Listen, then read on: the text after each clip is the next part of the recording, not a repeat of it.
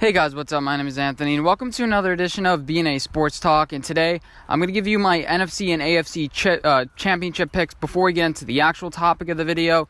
Last week we did really well. I think the only one that we didn't hit on was the over-under for the first half at Green Bay. I said it'd go under 23. It was 24, so we were very close with that. But we're going to rebound this week. I'm not sure how much better we can do. But anyway, so let's get into my picks. I think that the Chiefs are going to beat the Titans by a score of around 31 to 20-ish. The Titans, fun fact, have not gotten a field goal since week 15. They have not, I'm not sure if they've attempted, but they haven't hit a field goal in 5 weeks, so that's interesting. They've been really efficient in the red zone, and I think it ends this week. I think that I would bet the Chiefs in the first quarter.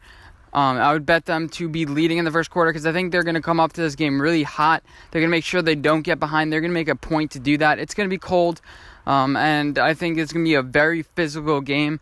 I'm thinking about taking the under for the first half. I don't know what the exact number is, but I think both teams are going to be trying to feel each other out in this game. So I'm going to take the Chiefs in the first quarter and then the under in the first quarter as well, as both teams try to, make it a physical game. And I think in the third quarter, both teams scored a lot of points, and it may even go over the 53 total.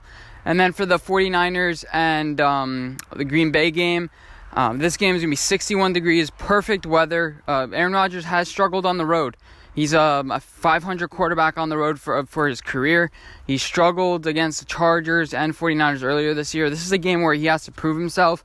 And I'm betting the Packers in the first half. They're getting 4 points, and I'm going to take the Packers because I think that they get off the hot starts, and they're going to want to set the tone. They're not going to want to make any mistakes. They're going to play buttoned-up football, I think. But in the end, I think the 49ers will win this game by a score of 27 to 23.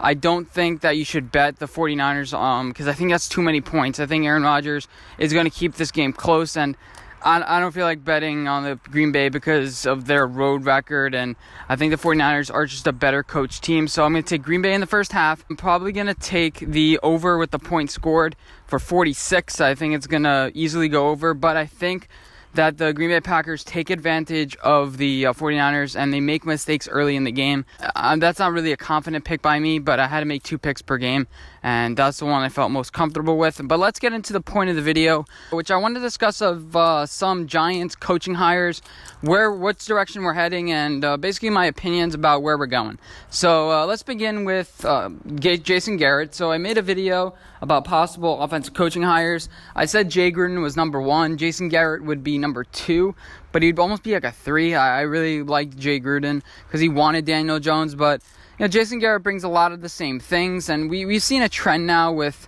head coaches going back to offensive coordinators. We might see that with Freddie Kitchens, but we've already seen that with Pat Shurmur. We've seen it with defensive coordinator with Todd Bowles. So there are a bunch of guys who realize that they can't be head coaches, and they realize that they're better at offensive coordinator. And everyone knows at this point, if you're watching this video, I'm pretty sure you guys know Jason Garrett's resume. 2007, they were top 6 in every single offensive category. And he just didn't really do a good job at head coach. In the last couple of years, he wasn't calling plays for them. Last year, Kellen Moore did. And we saw how people thought he was so smart. They didn't have the number 1 offense as far as yards gained, but they couldn't really incorporate Ezekiel Elliott that much. There's the whole thing with that. And, they felt like they were coming back in a lot of games. And Jason Garrett didn't really do good job with the offense and defense and timeouts and situational play. And I think that he didn't really have this locker room. And now that he's with the Giants, he brings a certain life, I think, back into them. I'm not saying he's going to be great. Actually, I'm probably less optimistic than the normal Giants fan.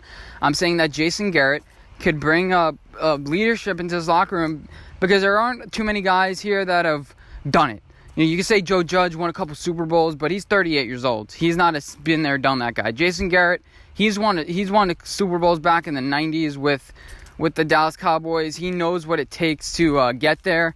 And I think this whole team is going to rally behind Jason Garrett. It all depends on what he does on the first day and if he commands the respect of this locker room. The Giants have lost to the Dallas Cowboys for a lot of years. And you could say the Dallas Cowboys just had the better talent, but Jason Garrett, he felt like he was owning the Giants for a couple years, except for that year when they went 13-3 and lost to us twice somehow. They were 13-1 against everyone else. But Jason Garrett's going to command a lot of respect because he's seen everything. He's worked with Tony Romo, and I think the players see, he's done it before.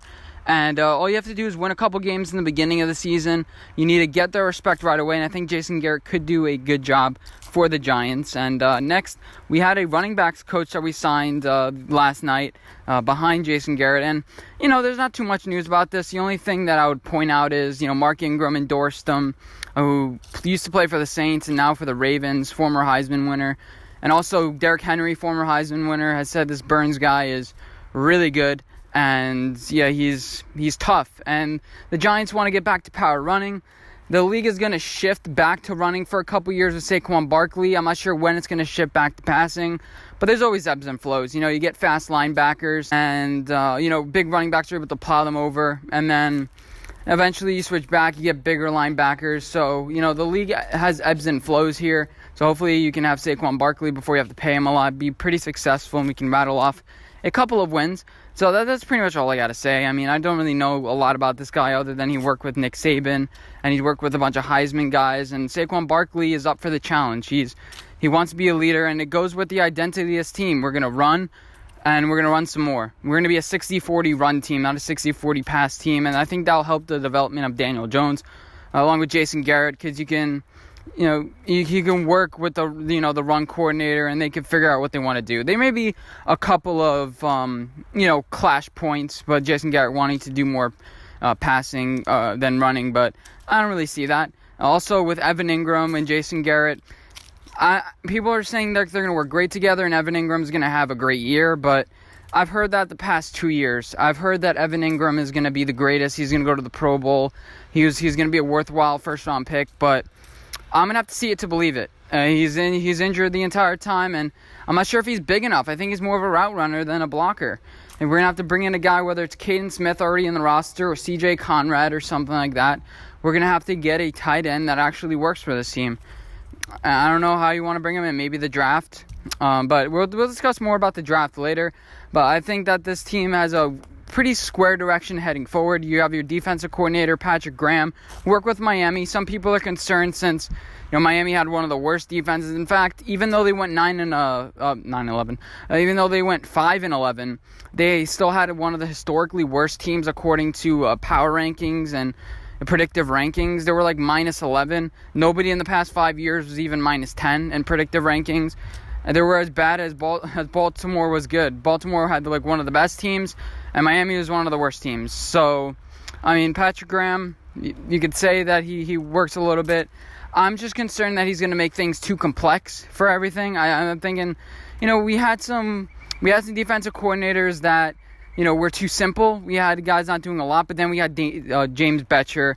Now we have Patrick Graham. Are they making things too complicated, or can he simplify things and then spoon feed the players everything that they need? Because we do have a lot of young players. We're gonna want to target a premium pass rusher, but we still have a lot of young talent on this team. They may get confused a little bit. And we still have some corners that are developing. So we'll see. I'm about that. We have the 4-3-3-4, 3-3-4-4, whatever you want to run. It may get a little complex, but we do have leaders on this team like Marcus Golden that could potentially help. Maybe you want to keep around Alec Ogletree to be able to hold down the fort, but I think you ultimately cut him. As far as a brief look at free agency at this point, you have to target a premium pass rusher and pay him premium money. Yannick Ngakoue is great, but he may end up like another Olivier Vernon, where you just pay him so much money, and he's consistent. He has at least 8 sacks the entire for each year. But I don't want to pay a guy like that so much money. We already did that. We had one good year in 2016, and eventually they regressed to the mean. And eventually, there's clashes about who wants to get paid more money. There's a little locker room clash with so many personalities. It's better if you have everyone grow up in this locker room together. Bring in one guy and pay him a lot of money. Whether it's Jadeveon Clowney, pay him a lot of money. I don't even think he's a premium guy. But you make sure whoever you pay, you make sure that he's your guy. And you pay one. You don't all of a sudden try to get 3 premium guys and waste all your cap. And I think Dave Gettleman knows what he's doing. As far as cornerbacks, I've heard Mackenzie Alexander's name. I've heard Chris Harris Jr. if he wants to opt out of his contract. I think he may stay with Denver. But you know, I wouldn't want to try to get a premium corner, because corners don't last long in this league. And I think we have a good thing going with all of our corners right now. They're young. Maybe get one or two guys in to create more depth on this team. We have to pay premium guys premium money. You can't have a Yannick Ngakoue getting paid $21 million a year who hasn't done anything in the NFL yet. He's not Lawrence Taylor. I know there aren't too many Lawrence Taylors out there on the free market because they'd be signed with their team if they were that good. But you have to pay premium guys premium money. You don't pay good guys premium money. And I wouldn't pay an offensive tackle because we already have so many old guys. We have Nate Solder, we have Mike Remmers, we have some decent depth. You have to draft those guys. You have to draft offensive tackles, make them develop, and that's about coaching. And I think Joe Judge is bringing in good coaches. So that's the whole, I guess, wrap up. Hope you guys did enjoy this video. Let me know what you think the Giants should do and how they're going and everything in the comment section down below. I think we have some pretty good coaching hires, but there are obviously pros and cons to everyone. We'll see. You know, these guys haven't coached yet for this team, and I think it's a fairly impressive staff.